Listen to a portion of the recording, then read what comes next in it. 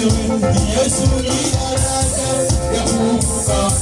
Ukitaka kuona mambo ya pili, kwake Yesu. Kwake Yesu uokolewe. Yesu ni daraja ya kuvuka. Ukitaka kuona mambo ya pili, kwake Yesu uokolewe. Yesu